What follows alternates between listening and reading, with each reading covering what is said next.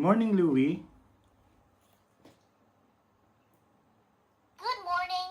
Anong plano natin ngayon? Louie, alam mo bang sa 29, June 29, holiday dito sa Roma?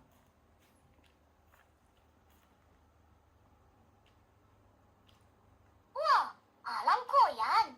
June 29 holiday dito sa Roma kasi feast ni na Saints Peter and Paul. Mga patron saints ng city. Kadalasan sarado ang offices, banks, at maraming shops. Gusto mo bang magplano tayo kung saan ka lalabas o anong errands ang uunahin bago mag-holiday? Si Saint Peter at Saint Paul importante sa Rome kasi dito sila parehong nag-minister at ayon sa tradisyon, dito rin sila namartir noong panahon ni Emperor Nero. Si Peter ay tinuturing na unang leader ng church at sinasabing inilibing sa Vatican area, kaya nandun ang St. Peter's Basilica. Si Paul naman kilala sa pagkalat ng Christianity sa iba't ibang lugar at inaalala siya sa Basilica of St. Paul outside the walls.